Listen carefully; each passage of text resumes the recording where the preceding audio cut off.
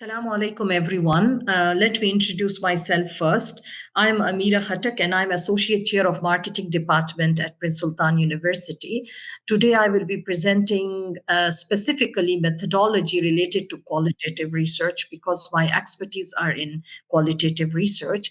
To give you a little background about how we thought about this session was that many undergraduate students wanted to participate in research forums, but they wanted to know, to have a session related to method, writing the abstracts, creating the posters. So RIC, the Research and Initiative Center of Prince Sultan University, decided and planned to have such sessions so that the students can have an idea about what actually they need to do in various fields and using various methodologies. So today I will be presenting about qualitative research specifically.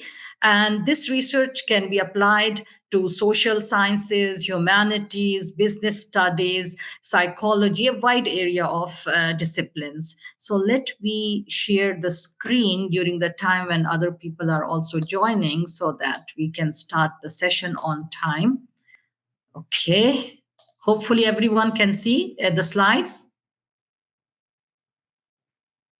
Yes. Yes.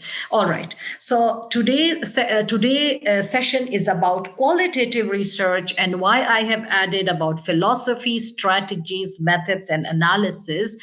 The reason is that because philosophy lead to strategy and strategy lead to method, and of course analysis, we can use two types of analysis to analyze the qualitative data. So that's why specifically I have mentioned this in the title, so all of you can think about. It's not something that we just want to do as we like, but actually this is the philosophy that guides us, that how we are going to go, which strategy we are going to use.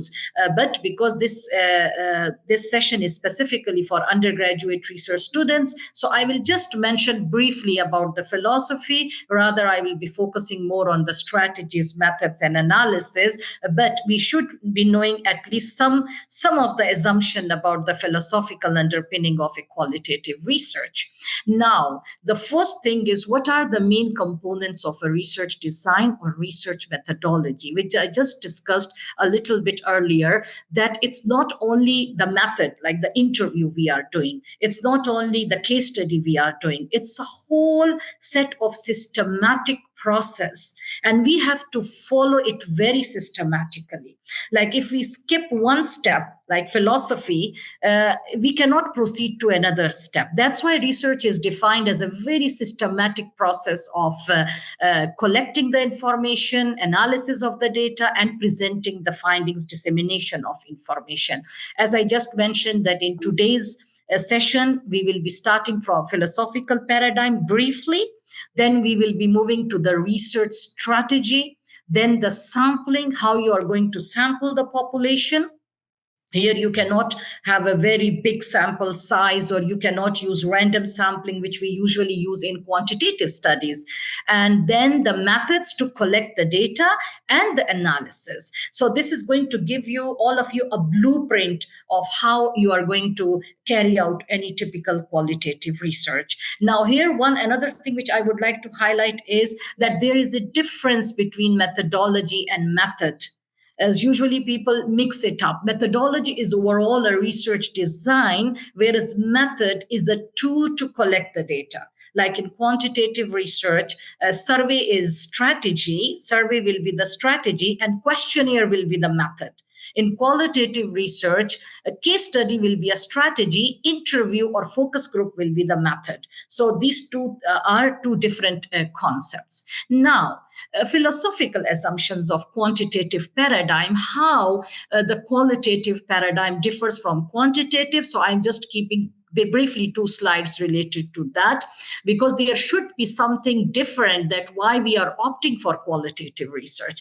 Now, in quantitative studies, what happens that it's a traditional research, and based on the assumption that there is a single objective reality out there we can observe, know, and measure, like temperature.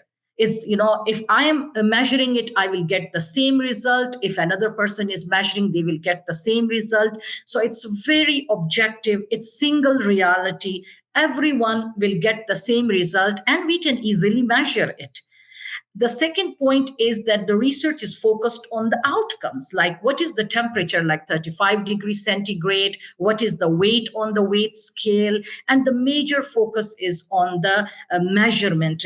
Like, for instance, the reliability of measurement, that thermometer is used to check the temperature, weigh machine or scale is used to check the weight of the products or a human being.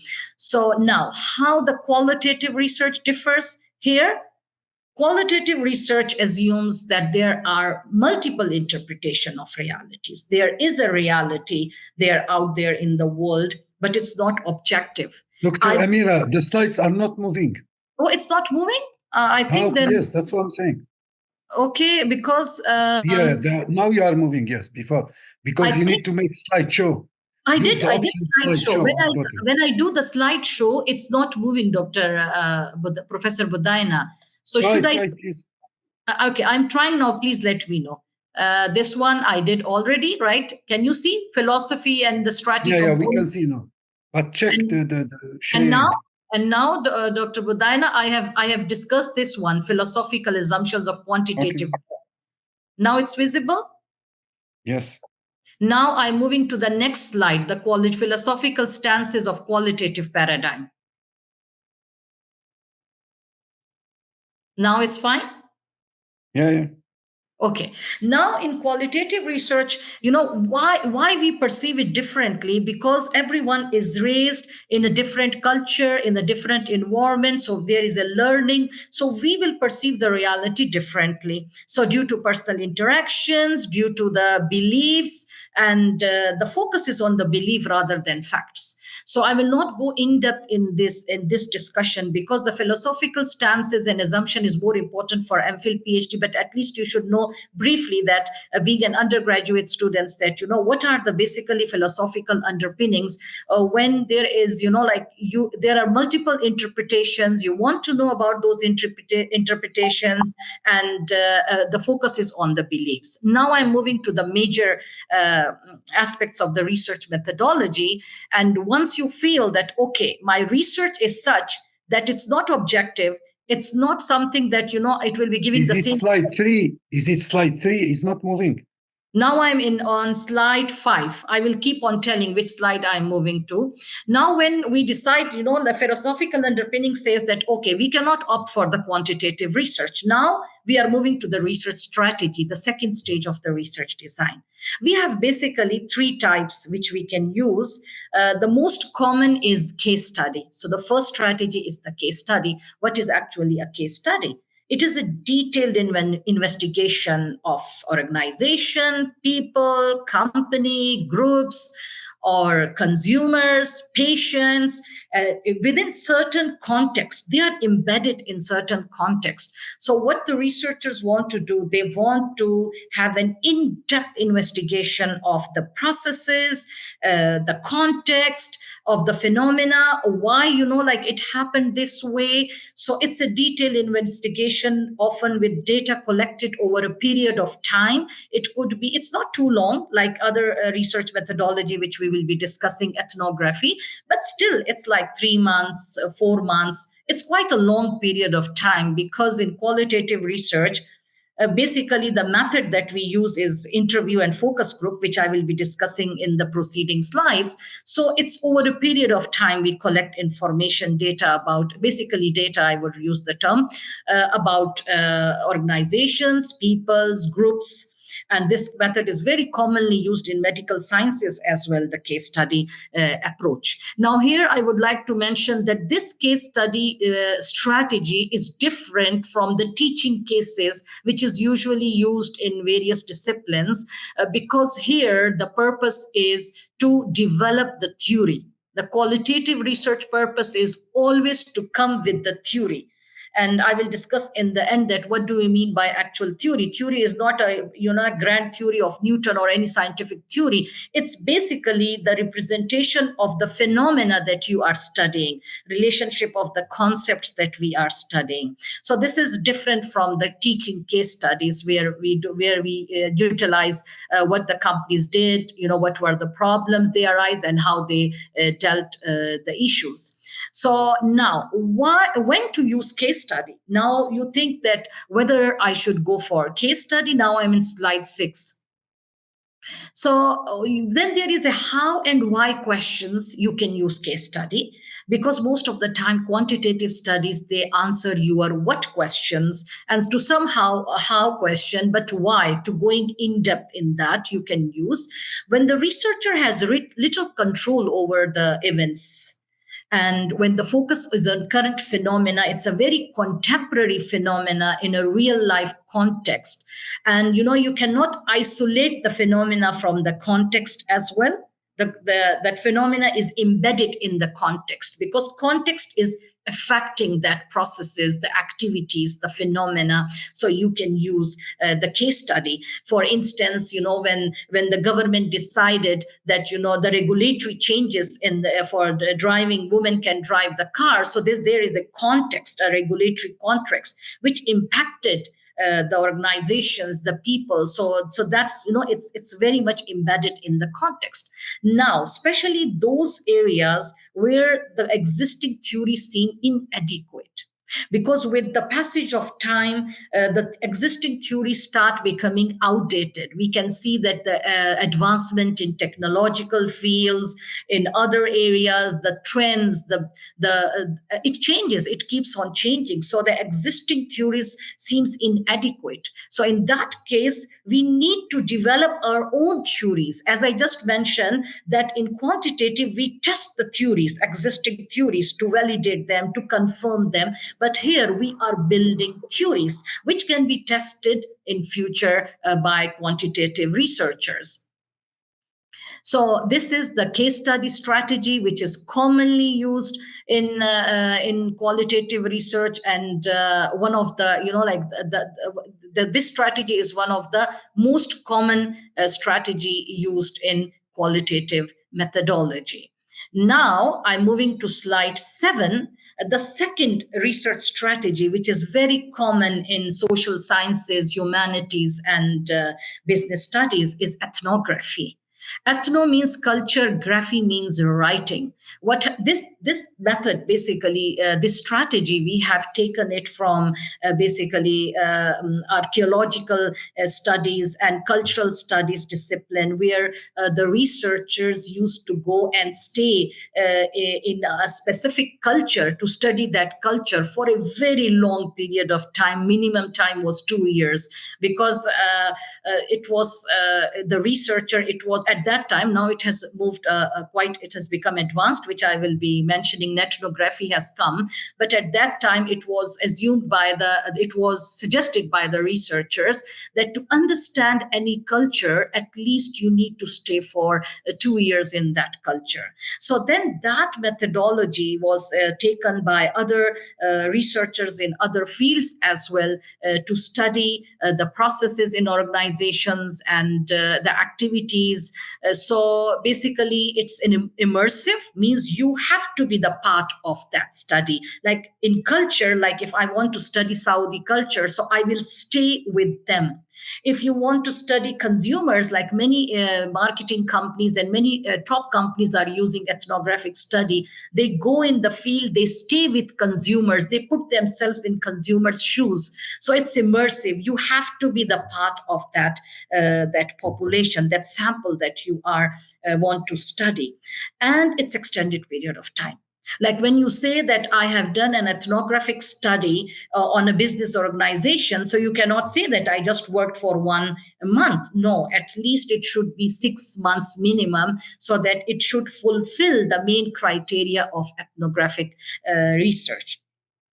and it's oftenly focused on a specific culture. But as I just mentioned, now it's used because in marketing and international marketing or business, what we are interested in cultures, we are interested in how people use products differently in different cultures. So that's why the researchers of those companies, they go in those cultures, they want to see, whether this product will be preferred, utilized by those people in international setting. And when to use ethnographic research, many people do not act like what they say. Ethnography analyzes research cultures or groups tremendously deep and get reliable results.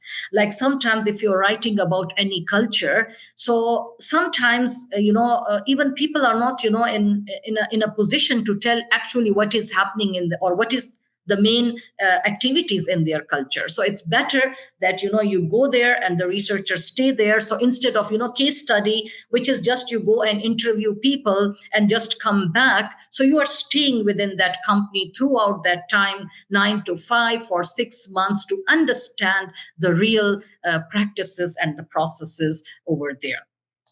Now, I have moved to slide 9. How to use this? First of all, you will observe the culture, the organization, the place. Then you will find people to talk to and start conversation, because it's not easy that you will be just let in. If you see the diagram here, which was shown in 7. So if you see, they have mixed up with the culture, and here if you see, this lady is going with them. So it's not easy that in culture, people will accept anyone just come, and especially the researchers. So you have to build trust. The rapport building is very important. If they do not trust you, they will not let you to be the part of that culture, that organization, or any setup. You will during the research, of course, you will ask questions, but not too many questions, because you are observing, you are the part of, you are not in the case study or interview mode. You are in an ethnographic study with the observation as main method of data collection. So you will ask questions, but not to that extent that they start getting annoyed, because mainly you are observing them, writing things down, pull what you learn, and respond to what you learn. So this is the whole process of ethnographic study. So now we have mentioned 2 types of strategy. One was the case study, another was ethnographic process. There is a third one, but I will discuss in the end, the grounded theory approach. But because grounded theory is not only the strategy, but it is also a way to analyze the qualitative data, so I have merged that in analysis part. So if you want to do a qualitative research, either you can opt for a case study, because most of the short time we opt for the case studies as well. You can, in the long run, if you have a like master thesis, so you can go for an ethnographic process. And the third one is the grounded theory, which I will discuss in depth. Now I have moved to the 10th slide. So sampling is very different in qualitative research. In quantitative, we have random sampling, we have systematic random sampling. Anyone you can select can represent the population, the size matters. So you can select 500, like for instance, we want to study students' views about any new policy or any new, for instance, course that we are introducing, or a subject. So you can, out of 4,000 Prince Sultan University students, I can select anyone randomly. And if I have 500 or 1,000 sample size, it's fine. It doesn't matter, who was selected, because every element is representing the population. But here in qualitative research, you cannot have a very huge sample, because first of all, the qualitative studies are very unique. They are very contextual. The context changes. Secondly, the purpose is not a kind of generalizability. The purpose is basically how best this sample is going to represent that phenomena and the theory that is coming out of it. So we used purposive or judgmental sampling. Like we select the sample based on the purpose of the study. Like, for instance, if I'm interested in studying the textile companies having LEED certification, I will select only the textile and garment companies having LEED certification in South Asian region, for instance. I'm not going to select anyone. So they should be a textile and a garment company. They should be having the LEED certification, and they should be in the South Asian country. So now they could be homogeneous, means they all, like, I can select all the companies having environmental certifications. Heterogeneous means environmental friendly company, unenvironmental friendly company. So I can select that, so I can compare that. A small company, a larger size company, I can select a unique case which is very different from practicing very different strategies from the rest of the population of the sample, like blue ocean strategy. Like, they are not following the common strategies that are followed in any particular industry. It could be a critical case. Like, if you don't include those cases, it means that your study is it's you will not be able to get the desired outcome or your desired company. So you can mix and match. It depends on the nature of your study, that what type of study you have. Like, when I was doing my PhD, I was interested in environmental upgrading of South Asian firms in Bangladesh and Sri Lanka. So I selected all those companies, small and medium companies, which were having certification, and those which were not having certification. So it's up to it's up to you which how you select. Second is the snowball. Sometimes you don't know where to start, from where to start. Like, when I went to Bangladesh, I don't know from where to start. I went to one company, then that CEO referred me to another company. I became like a snowball. Like, kind of, I was referred to the third, the fourth, the fifth. Then I started to come to know that the company which was mentioning themselves as a big company was actually a small company in that setup. So I kept on, and the researcher keeps on collecting the data until they say that, okay, which is the next topic, also theoretical sampling or theoretical saturation, until you feel that no new data is coming out of the interviews or the focus group. It's the repetition. You keep on doing it 10 more companies. So you are a snowball, of course, but with the passage of time, the theoretical sampling as well, you have to keep in mind that when the theoretical saturation starts coming, no new concepts are coming, the same concepts, the same themes are coming, the same answers, it means you have to stop. So it will move me to the theoretical sampling method as well, where you do not define that I will be interviewing 32 companies or 10 companies or and this number of companies. You will stop when the theoretical saturation comes. Like, I planned for 50 companies, but I stopped at 32 because at that time, my data was having theoretical saturation. No new information was coming out. So that is the time to stop. Quota, you can use quota, although quota is used in quantitative studies as well. Like, if you want to study the students in PSU, so you cannot only select Saudi students, because we have Jordanian, Syrian, Pakistanis, and diverse student. So you will assign the quota. Like, if Saudis are 80%, so most of the interviews will be done with Saudi students, followed by the percentage of other nationalities that is there. So if a nationality has a small percentage, maybe one interview will be fine. So you will come up with your own judgment and with your own justification, strongly giving the evidence that why you are interviewing 10 Saudi students as compared to 2 or 3 students from other nationalities.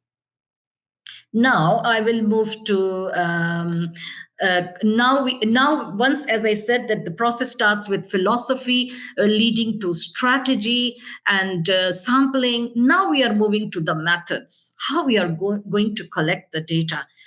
So it also depends on which strategy you are using.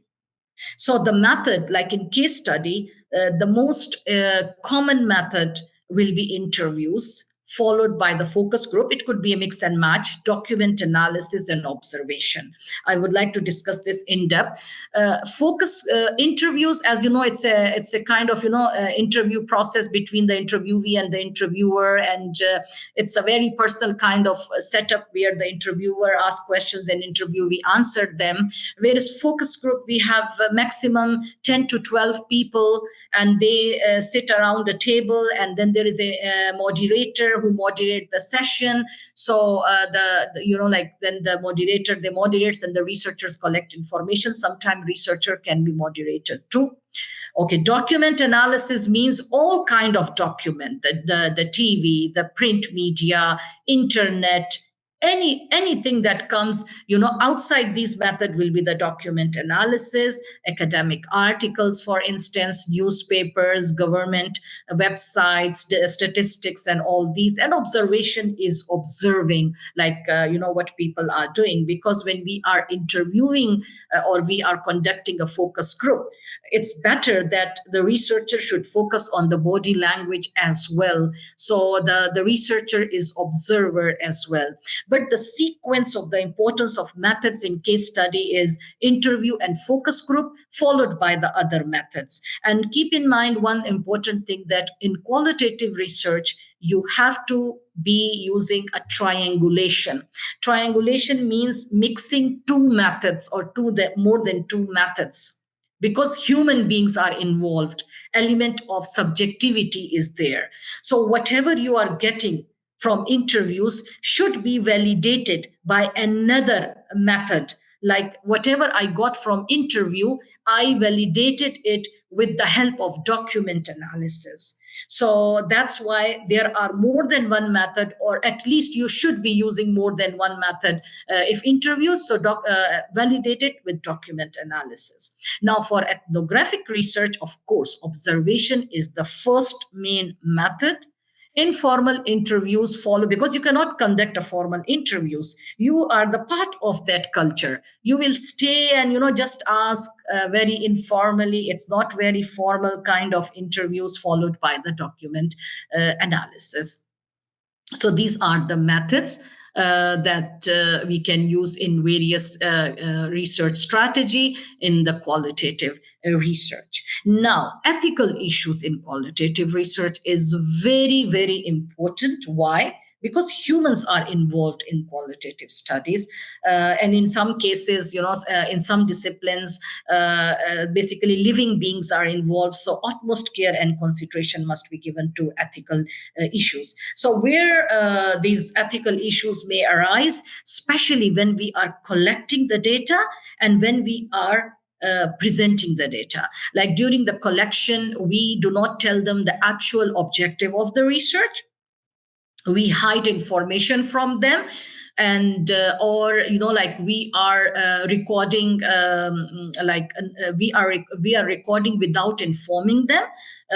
So all these are the dilemmas that come during the collection of the data, and when we are presenting the finding. Like for instance, if the employees have mentioned something about their bosses, and you have published about them, of course it's going to impact their jobs. So these are the two stages where ethical issues may arise. So what we as a qualitative researcher can do to kind of address these ethical issues: informed consent.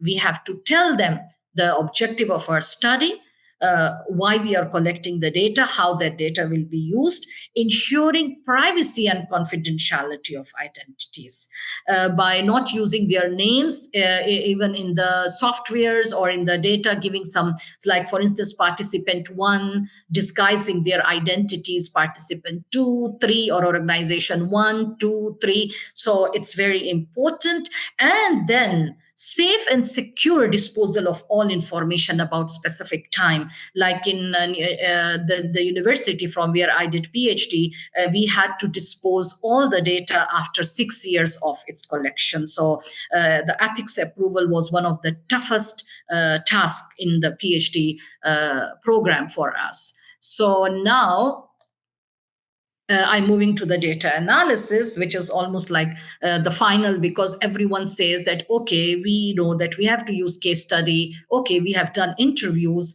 We have now, like, you can say 30,000 words, the data. What are we going to do? The most difficult thing in qualitative data is research is the data analysis, because it's not something that you will just put it in the SPSS or Excel sheet and you are going to put the formula and you are going to get how many people were PhDs, how were masters, how many people agree, how many people do not agree, or this and that.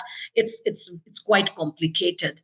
So we usually use grounded theory and thematic analysis. For that, as I mentioned, that grounded theory itself could be the strategy number 3, beside case study and ethnographic, because it is the strategy, plus it is a way of analysis itself, which I will be discussing in depth. And now here, the focus is on the words, the meaning. What is the meaning that is coming out of the word? So for that, the process we use is a coding, which I'm going to discuss in my next slide. Now, the grounded theory. Grounded theory is a very famous strategy and method to analyze the data as well. And basically, when we say grounded theory, most of the time there are two schools of thought. Like, you don't have any theory in that area and you are going to build the theory from the data. But with the passage of time, some theorist says you can take some emergent theory, not fully tested theory. You can have some concepts in advance. Grounded means theory that is based on data, that is coming out of the data that you are collecting.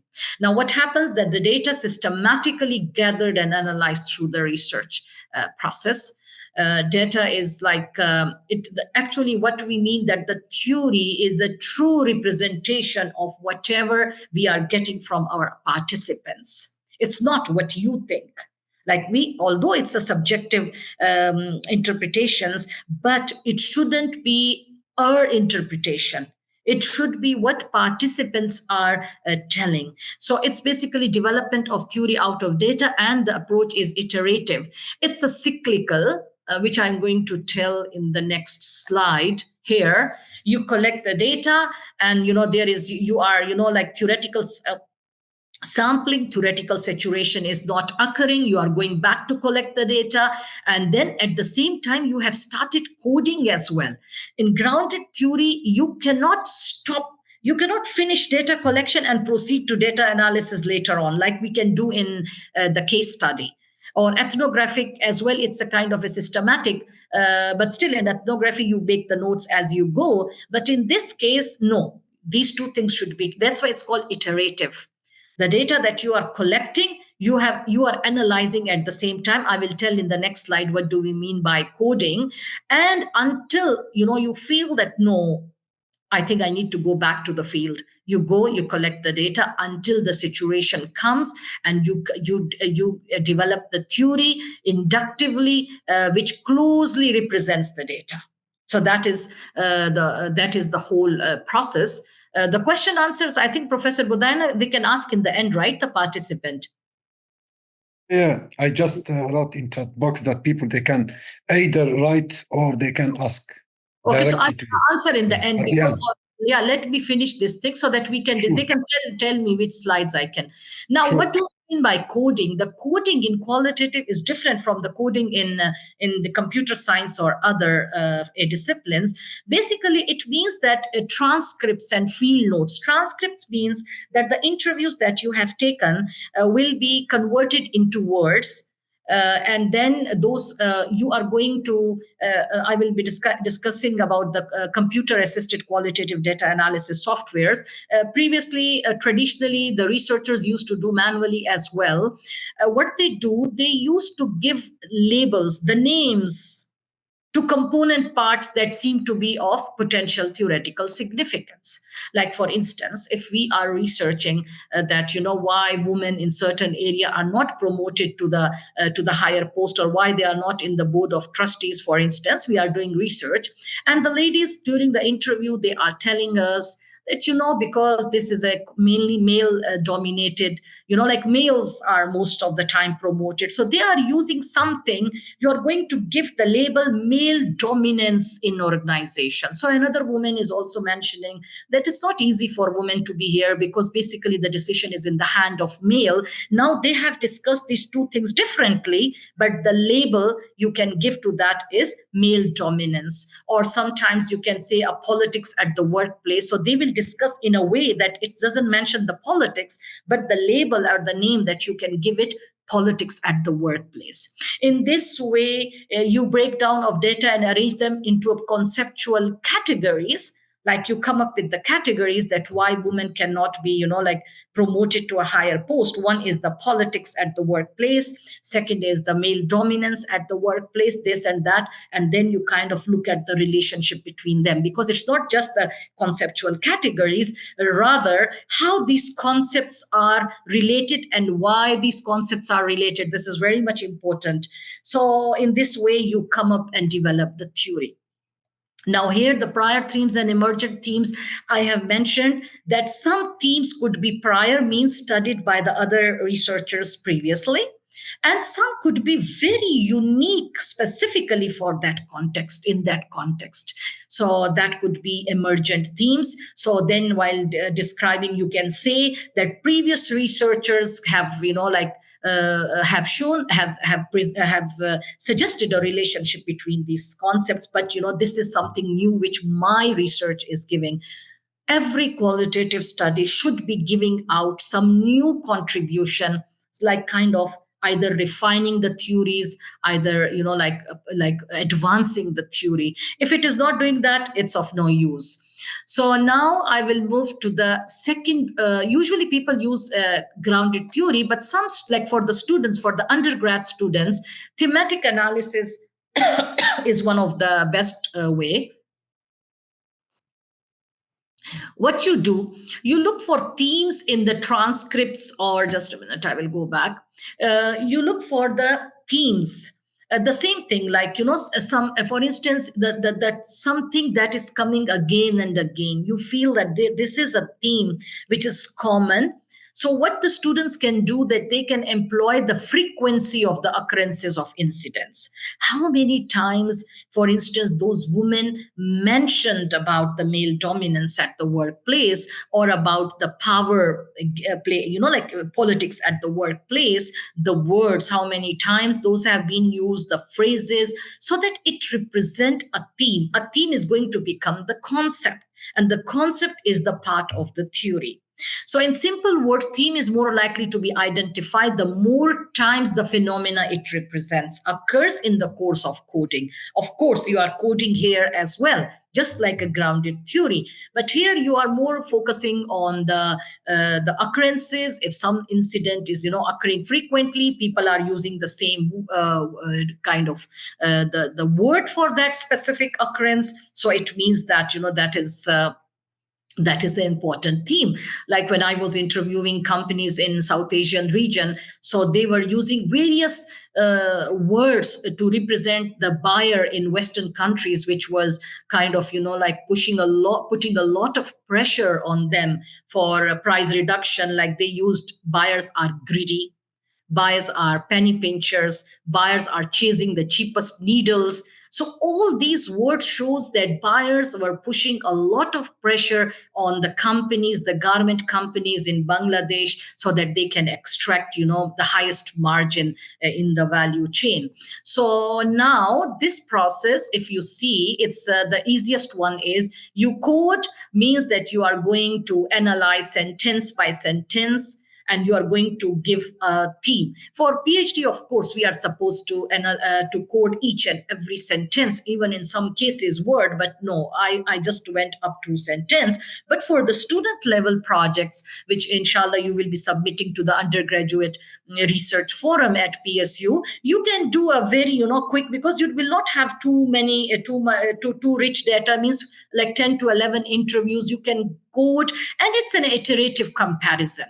like as I says that like a grounded theory, the data collection, analysis, and sampling, it goes side by side. Similarly here as well, if you see, it's an iterative comparison. You see the theme, you go back to the codes, and during the coding, when we start the coding, some things are not that much clear. When we are finishing the coding, we always go back to the codes that we did at the start, because when you engage with the data, you start feeling the data, you start feeling that okay, at the start I think there was some miscoding, so you go back. That's a cyclical process. You go back and forth to confirm that the desired result is there.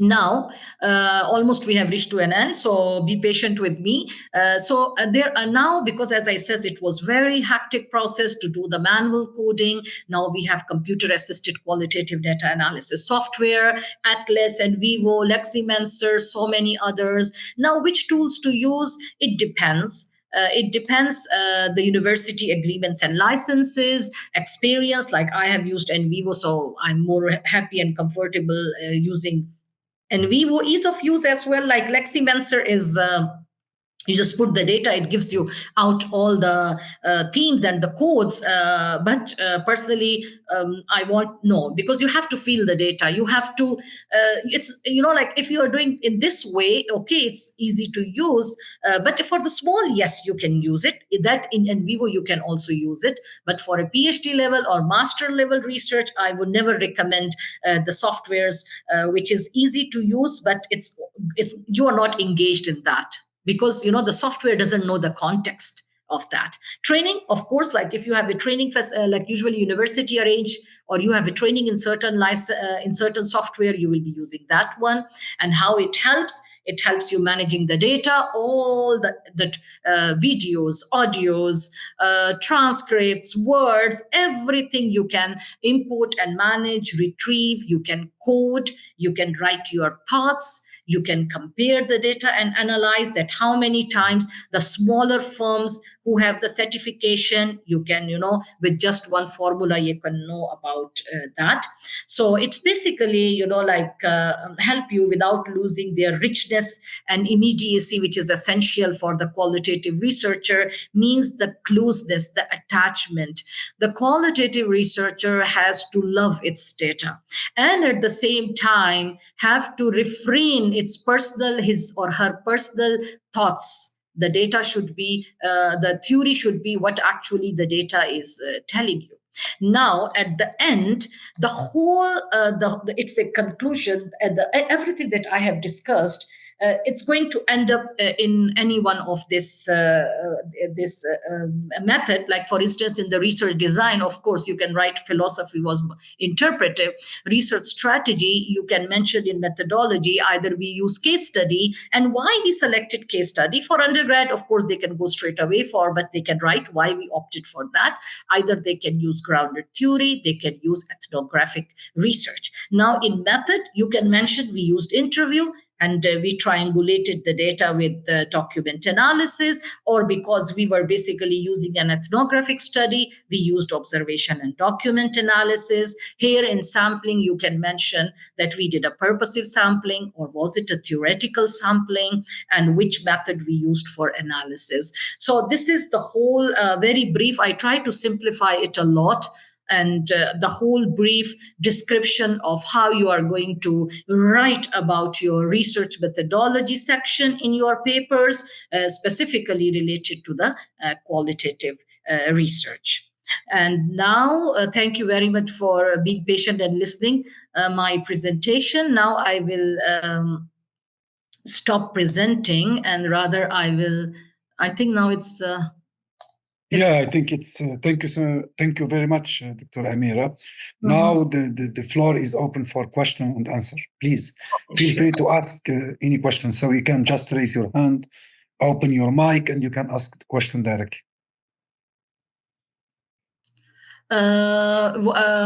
Amal has mentioned that why some professors state that focus group and survey data are not reliable in judging government services in thesis, even if we accompany our results with panel data. In the case we are working on, his justification that the kind of data are only employees assumption. The question is quite long, but no, the survey data is like in the quantitative research, what happens, Amal, that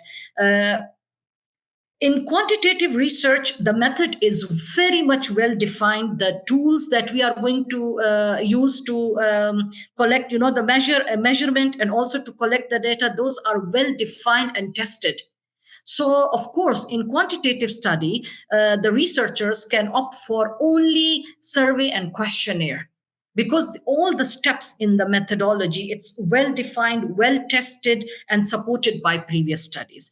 But in case of qualitative, of course, no, it is reliable if it is it's kind of validating the findings of each of the method. Like if interview data is validated, the focus group with the focus group, or by the document analysis, even like as I said that I just did interview and document analysis. So the researcher, him or herself, know better that how many methods I should rely on. So usually, no, it's they will definitely, if you have a very strong justification of like why you opted for that. Even we have some cases, one case study, one organization in the sample, and especially the theory, international business theory, the Uppsala School International Business Theory, which was based on the theory was based only on 4 firms. So so this does not matter. This matters that if it's a critical, if it's a unique, you can even opt for one organization, and this is your justification in the paper or the thesis, that how you are saying that this is going to validate or justify. Usually they will listen, of course, the professors will listen, but if you have a very valid and good justification, support, I would say this, because because the question was quite long, but I tried to answer it in a simple way. Yes, any other question? Yes, I have to share the attendance sheet as well, so that you can get certificate during the time when all of us are. Now I have pasted this, and you can. Okay. No, I think it's going to, I have to send to all. Let me see.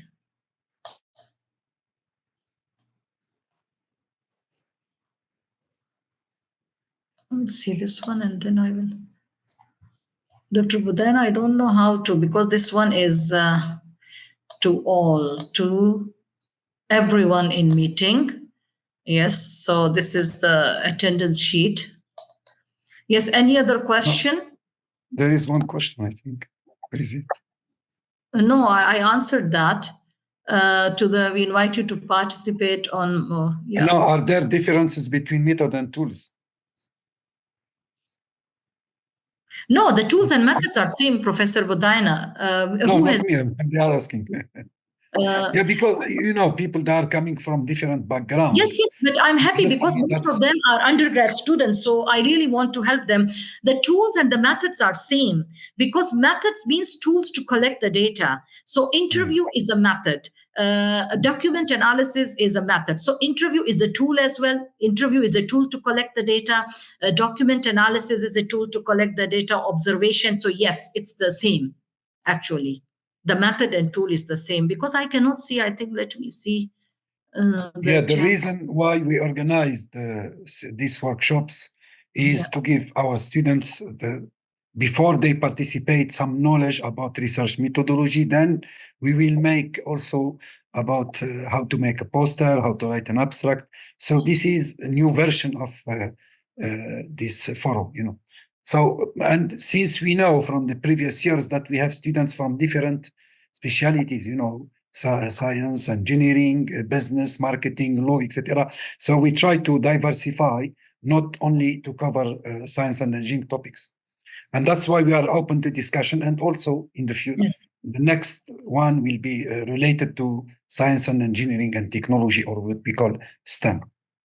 So please feel free to ask any question. We are here just to listen to you, and maybe you can suggest, propose some future workshops, or we are open to any suggestion, Yes, Professor Budaina, the participants are mentioning that the form is only for the in the owner's organization, PSU, because I do not have access to change the setting of the forms. If you can make it for everyone, because students from other universities are also attending in South Yes, for sure.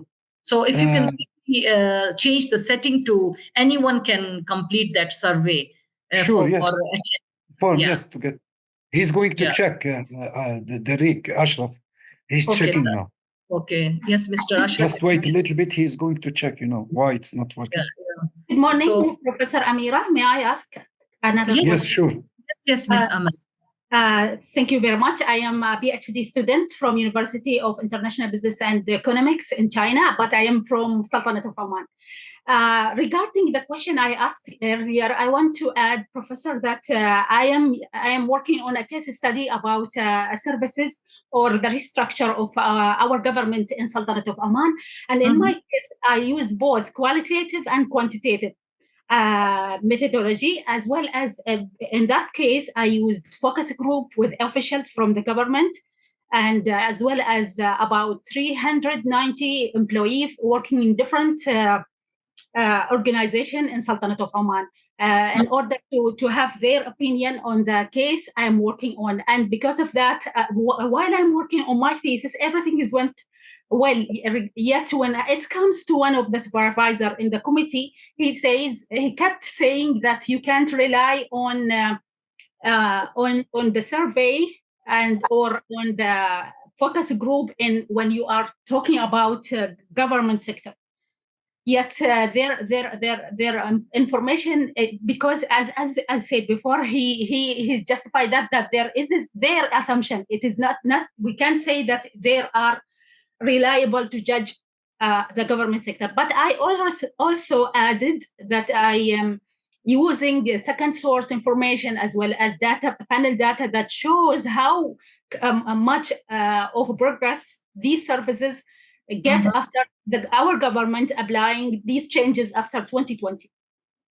Okay. So my concern is the only thing, how I can reply to that, Professor, when I'm doing my final defense. Yes, Amal. Yeah, this is very important because, the main thing in PhD is the audience, that your supervisors are the main audience. Yeah. So, that is taught to us from the very first day. Now, how have you applied? Because how we are going to do. Usually what happens, have you applied as a process? Like either first you do the survey and then to find out the why and how you go to the qualitative, or first you have done the exploratory study using the interviews with the government officials, and then in the second stage you are using the quantitative to test and confirm that. Are you using it as a process or just as a mixed?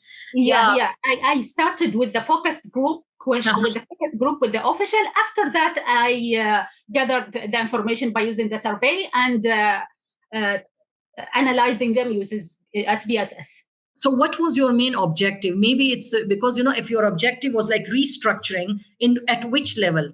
Like, because it also go back to your sample as well, that, or the objective as well, because sometimes, they are very hardcore quantitative, or sometimes, they are not convinced by the justification, because the process is perfect, that you start with the exploratory and then you are going to the survey. But why they are not accepting the survey?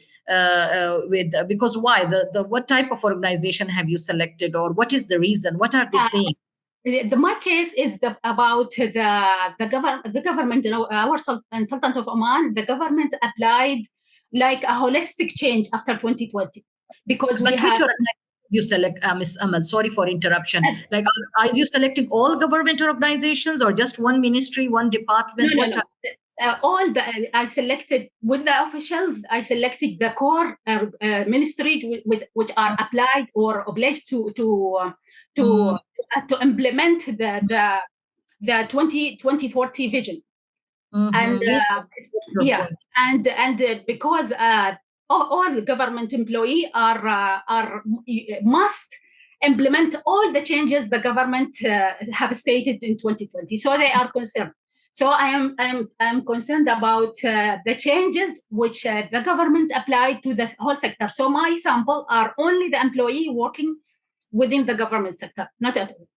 Or maybe, the decision that was at the strategic level. So they want only, so ask them, either they want only the high level employees like involved in the strategic planning, or maybe they are not accepting the data because maybe the people at the lower management, they are not supposed to be, they are not the right sample. Think about that as well, Amal.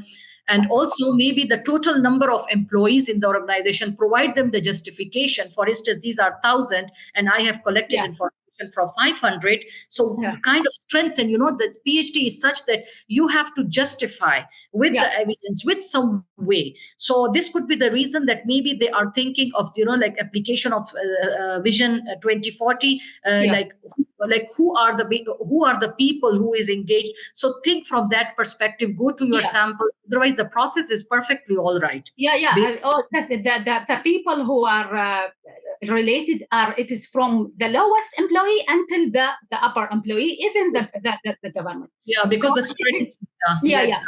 But his I think it's good discussion, but maybe we can send you all the details of Dr. Amira, and I think she will help you a lot for your PhD. Okay, his problem is only with that he doesn't like surveys, because he's always say it is an assumption from the employee. It doesn't supposed to be true.